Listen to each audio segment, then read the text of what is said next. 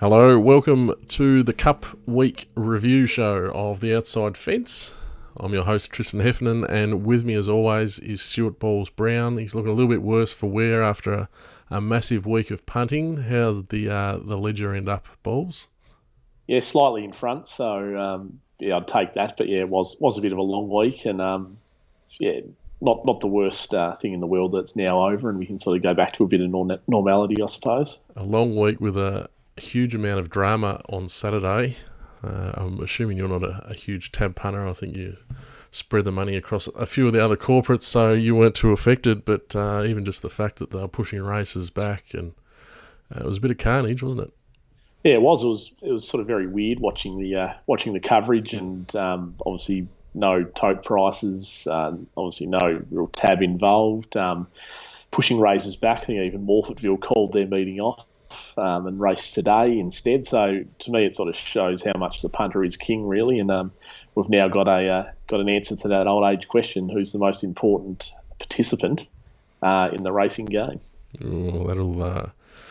I might take that clip and throw that up on Twitter just to fire up the natives, because that's, like I said, the age-old question. But let's jump on to the track, because there's a bit of talk about the track because of the Melbourne Cup and the obvious issues that we probably don't really need to back over. But all in all, I think they did a really good job this week with the track. Yeah, I totally agree. I thought it played perfect, really. Like, I'm not quite sure what people have to complain about with it.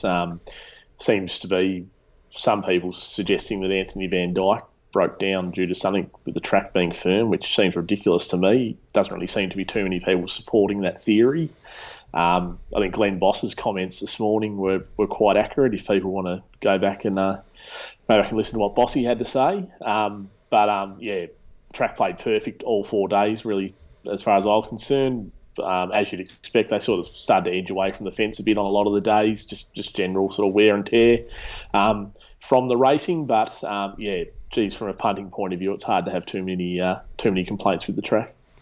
Unless you're a track bias fiend like myself, I was all at sea with no real guide to help me there. Yeah, very fair the track. We're going to go through 6 races on tonight's show, all the races that we previewed during the week. A lot of these horses will be going for a spell, and we won't see a lot of them, so we'll take things a little bit differently. We'll try and work out what happened and why, and pass that on through the show. Let's start with the Melbourne Cup.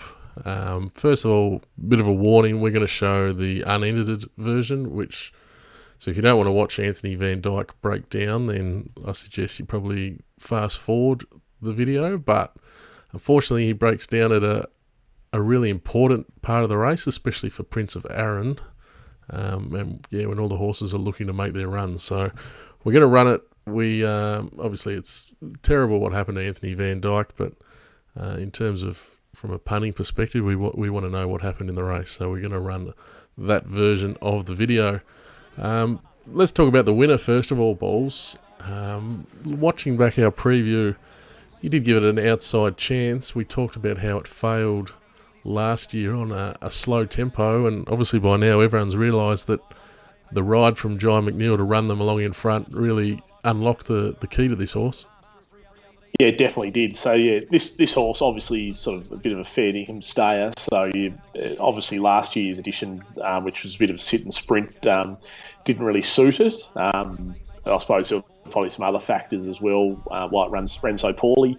Obviously had some good form this season, and yeah, John McNeil's taken the horse to the front and run them along and really ramped it up from around the 1200 metre mark, and pretty much said, "Catch me if you can."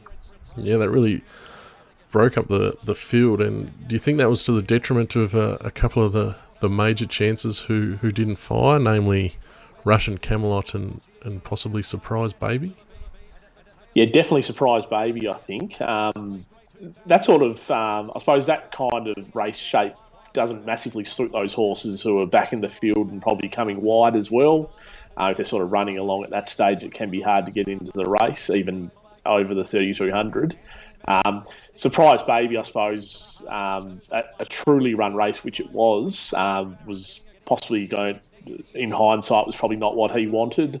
given he obviously only had those 2 lead-up runs into the race, 2 runs in a year, over 1,600 and 2,000 metres as well. I suppose you can do all the training that you want on the track and in track work, but there's probably nothing like the toughness or the hardness of being race fit, and that's possibly been to the detriment of Surprise Baby.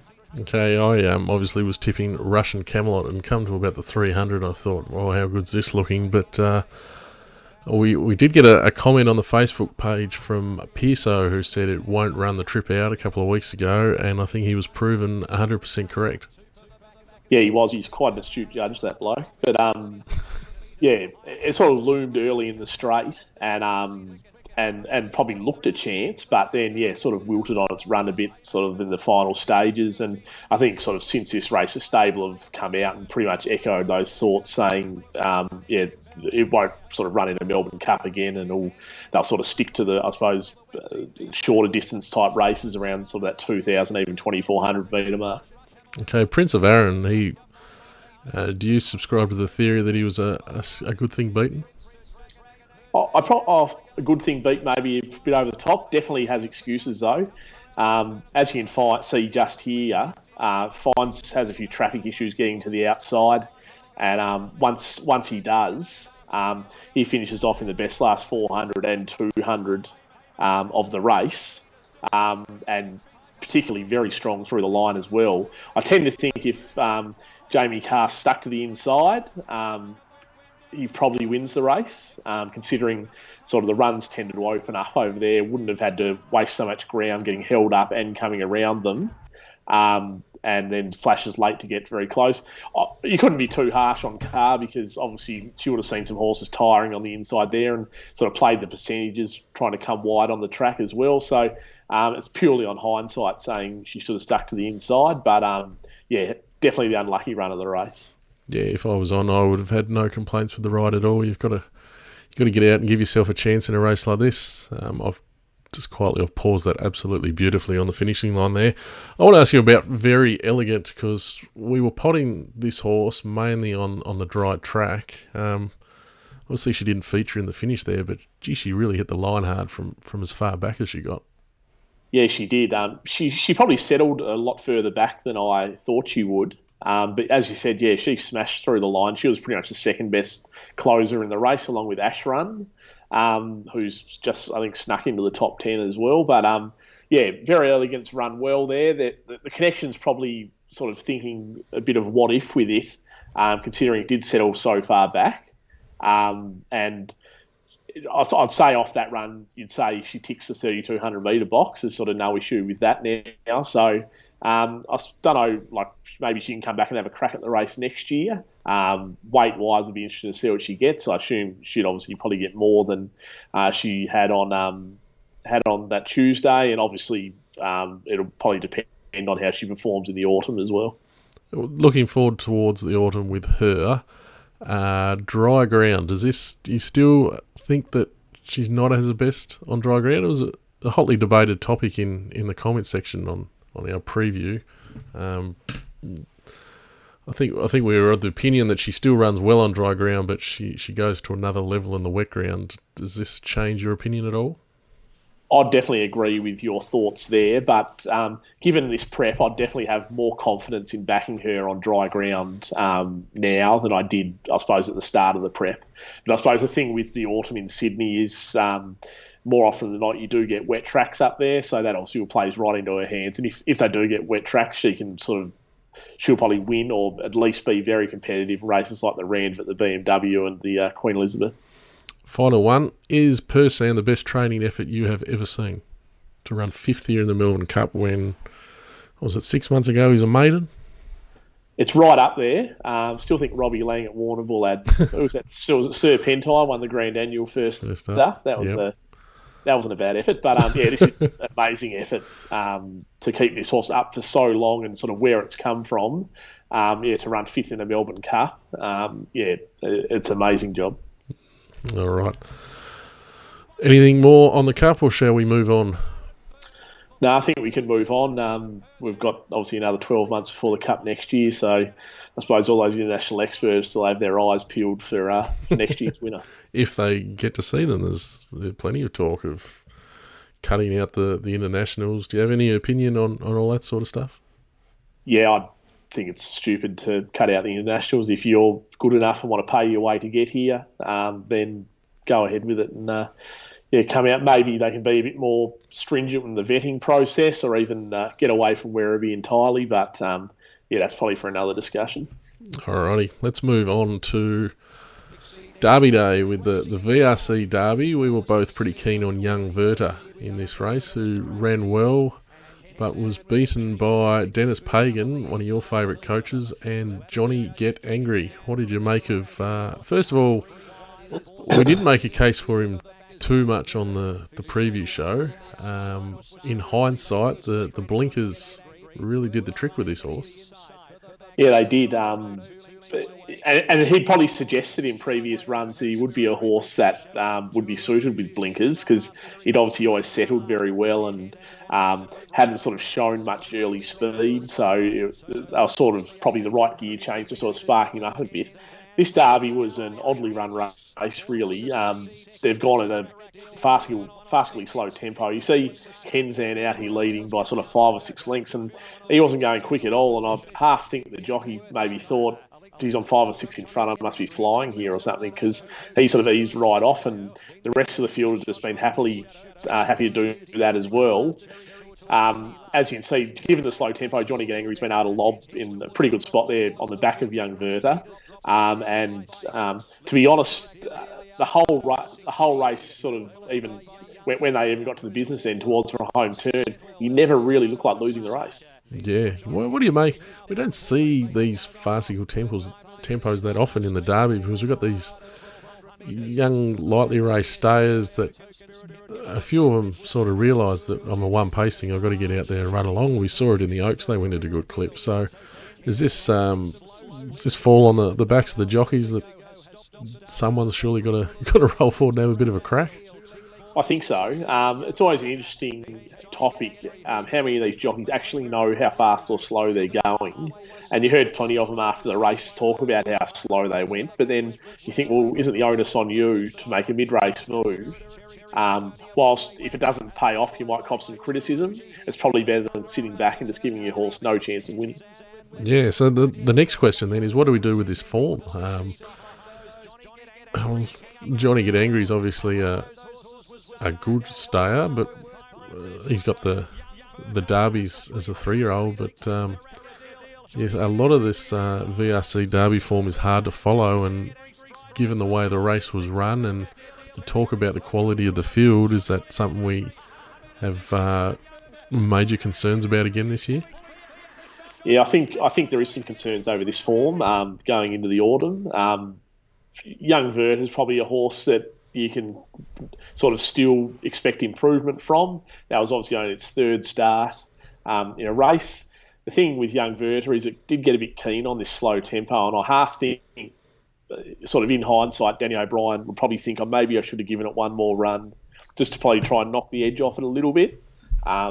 And maybe that might have been the difference between winning and losing. But, yeah, it's definitely a horse that's shown plenty of talent in 3 runs so far. So if you want to take one horse out of the race, it'd still be young Verta. But, yeah, as an overall form guide going into the autumn, I'm a bit uncertain on this race. Yeah, he did have young Verta down to run in the Vars, so maybe he was of the same opinion. He wanted to take the edge off, but then when the rain came, he just wasn't able to do so. Hit the Shot looks like a decent stayer. Obviously, the query is the class of the race, but he looks like a perfect Andrew Ramsden horse in the making. Yeah, he does look a promising stayer, but as you said, yeah, he can take a while to wind up. He's probably, I suppose, if you want to say, since they've gone at such a slow tempo, there is an unlucky runner in the race. It's probably hit the Shot, who I suppose the connections would be a bit dirty. They actually haven't won the race. He in the early stages of the race was going to get on the back of Johnny Get Angry, but then Fred Kersley, who was on, I'm not sure if he just sort of relaxed a bit and let a horse come across in front of him, and he sort of got shuffled back a fair bit in the run, which in the end has probably cost the horse the race. I don't want to be too critical of Fred Kersley because it was sort of, I suppose, a split-second decision. But once again, in hindsight, looking back, it's probably cost the horse the race. To give some indication on just how slow they've gone in this race, Hit the Spot has run the 10th fastest last 200 of the meeting, which it's obviously Derby Day. This is the longest distance race on the card. You've got sort of gun sprinters in the Coolmore.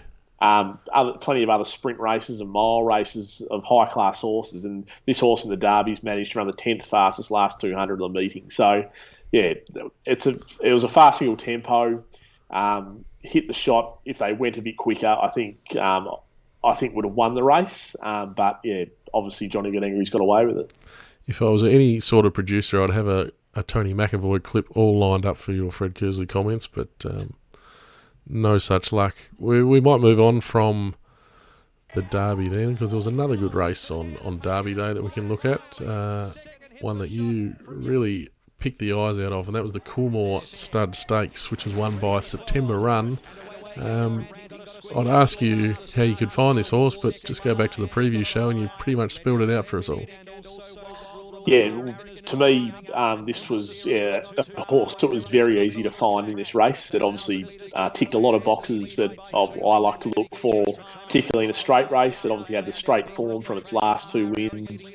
It was drawn out, had a great jockey on in Craig Williams, and was always going to sort of find a nice spot as it did here in those red and green colours, and it sort of has an opportunity to peel to the outside whenever it wanted. And as far as a watch of this race went, it was one of the easier watches that I had for the week.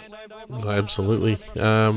Things sort of went to plan for Anders and Farnan. You were potting both in the previous show we did, and they were both picked up really easily, so that was no surprise to you, I assume? No, yeah. I didn't really like Anders' style of horse. That I didn't like his run at Caulfield, but also I don't really like that style of horse down the straight at Flemington.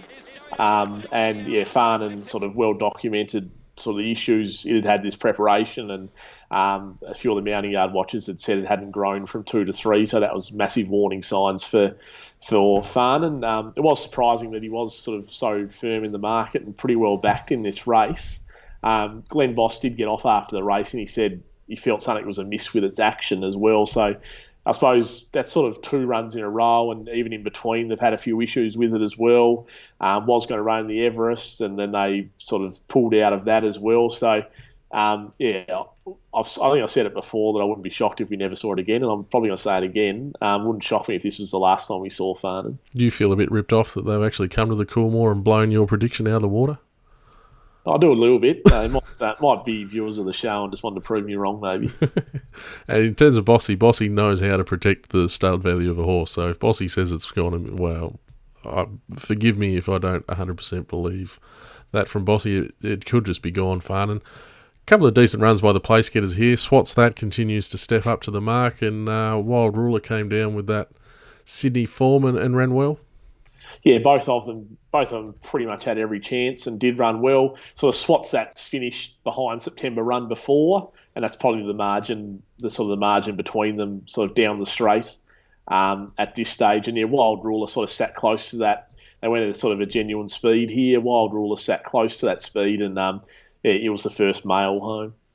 Okay, was there much to pick up from the Beaten Brigade? I think it was a bit of it is what it is feel about this whole race, really. It was. I tend to think it's not the strongest Coolmore we've ever seen. The winner is obviously a very good straight horse. Would still need to prove itself around the bend. But does she need to prove herself around the bend?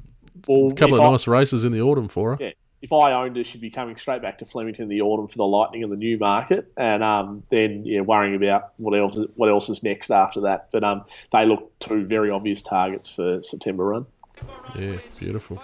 All right, let's move on to our next race, and that is the VRC Oaks. Just giving you a rap about nailing the Coolmore. Neither of us got this one right, it's fair to say. Yeah, got this one very wrong. I was sort of very much against personal. I thought it was a bit of a query at the distance at 2,500, and I thought sort of Miraval and obviously Montefilia definitely had it covered, but it sort of worked out that, I suppose, given the runs they had, personal was sort of the strongest stayer on the day. Okay, I want to know your thoughts on the tempo here. We talked about how slow the Derby went.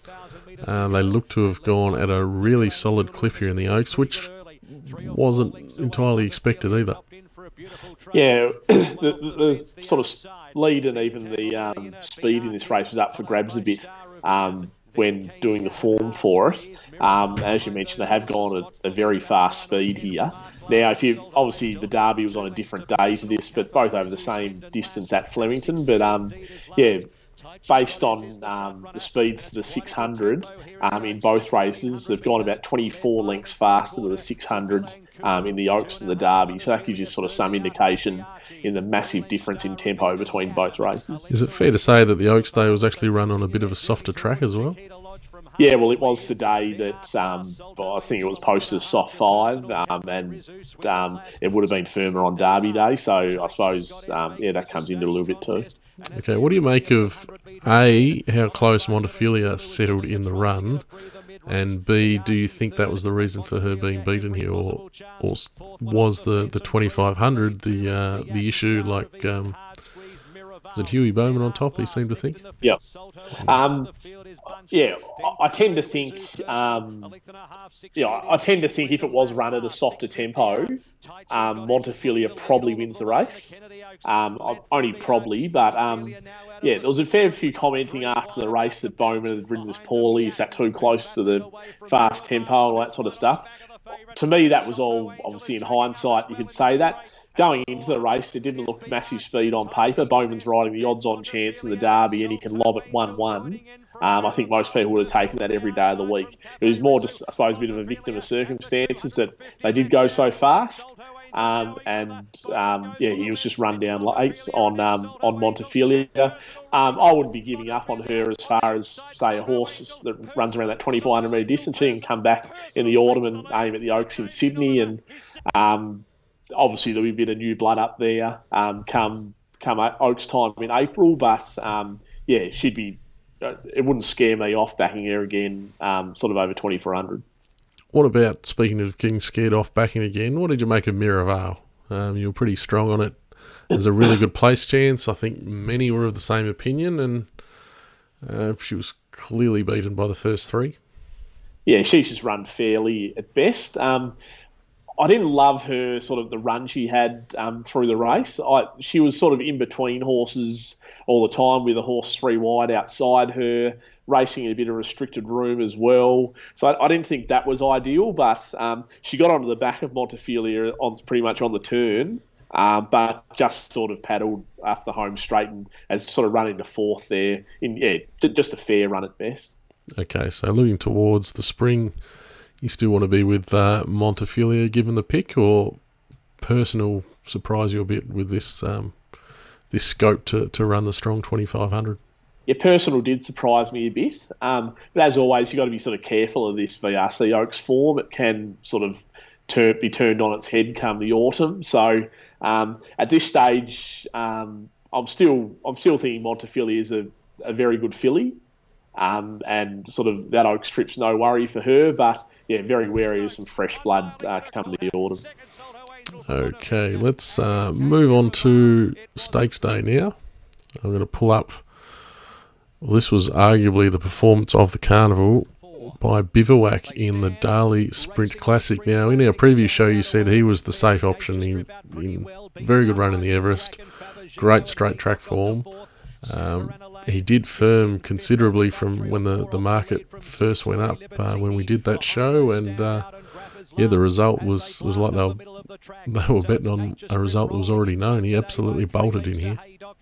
Yeah, you did. I only wish that I sort of had a bit more confidence at the time and actually had a bet in the race. But yeah, I left this one alone from a betting point of view. But yeah, Bivouac, it's gone like a rocket here, and once again sort of shown how good it is down the straight.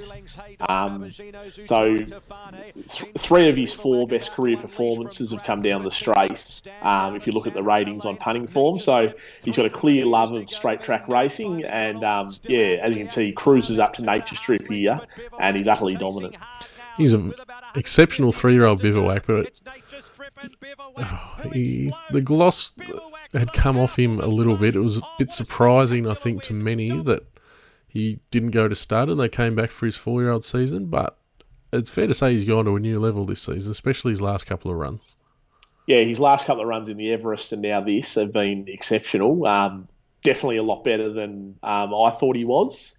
Yeah, so I'm not sure what sort of is next for him in the autumn. I think a lot of the stable have sort of talked about travelling him to the UK, possibly a July Cup or even a race at Royal Ascot. Obviously, those races are down the straight as well. So that should suit him, and obviously they'll be looking to win a race over there and really sort of put his name up in lights as a stallion. If you said to me 2 months ago, Bivouac, they're going to be going on an international trip with him, blah, blah, blah, I would have thought, oh, yeah, he doesn't really strike fear, and you think with Takeover Target and Miss Andretti and obviously Black Caviar and Schwazier and all those types that have gone over and performed in England, but on the back of these 2 latest runs from Bivouac, like he would be right at the top of the market when he goes over for those races, surely. Yeah, without knowing the international form too well, given how our sprinters perform when they go abroad, yeah, he'd have to be very hard to beat in anything in this sort of form, in anything he runs in over there. Okay, now Nature Strip runs second here. Do you still think he's not the horse he was, or is maybe that as good as he can go, Nature Strip, at the 1200 under these conditions? Yeah, I definitely think he's sort of a bit off his best this preparation. Even his best, I doubt he beats Bivouac based on how well it's gone here. But he's gone okay. He's sort of run along pretty quickly in front, travelled well, and he's battled on okay to finish second. But I suppose a horse like Zutori getting so close to him can be a bit of a tell that he's probably not going as well as he can. I assume he'd just go for a spell now and then come back in the autumn for a race like the TJ Smith. So it'll be very interesting to see how he comes back, and it'll be probably even more interesting to see sort of how the market handles him when he does come back. Yeah, and you did give us a nice stat about Libertini being beaten at all 4 starts by Bivouac. She followed him in here and couldn't get near him. Yeah, so we've got a very good sample size now of 5 races where Bivouac has beaten Libertini home. So I think we can say, yeah, he safely has got her measure. Okay, anything else of those back in the field? It was another of these. The cream rose to the top, and we didn't really see too many unlucky performances behind, did we? No, it's hard to make an excuse for many of those runners. Santa Ana Lanes ran poorly, which so his sort of future's probably up in the air. And Zutori's run okay again. Like he's sort of probably just off them at this sort of level at 1,200 metres. But I think Connections and even have mentioned in the autumn they might sort of look to go up to sort of 1,100 and see if they can nab a Group 1 that way, which I think is a pretty good option.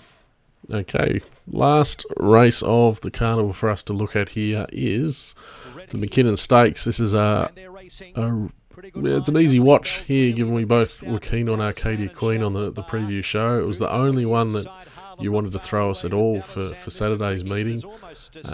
Continued to firm. Obviously, the scratching of Mugger 2 didn't do any wonders for her price, but she still went around at pretty decent odds around the 7-4 mark. And if you were on Arcadia Queen, it was a very easy watch given a beautiful Luke Curry ride. Yeah, he sort of obviously settled back in the field as expected, but found the back of 50 Stars, who was 3 wide pretty quickly, and 50 Stars was always going to be a good horse to follow into the race. And as soon as sort of he got to the outside in the straight and was sort of travelling ultra well compared to a lot of the opposition. She was a very easy watch.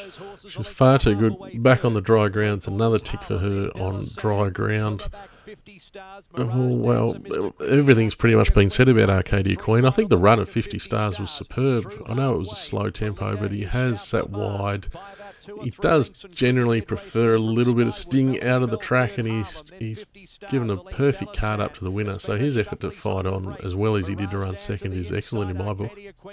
Yeah, I agree. It was an excellent run. I'm not sure if he'll go to the paddock now, but if he does, I'd assume they'd look for a similar prep as they did last autumn with that sort of 7-day back up in the Australian Cup over this track and distance. So if he holds this form, that'd be a race that he'd be very hard to beat.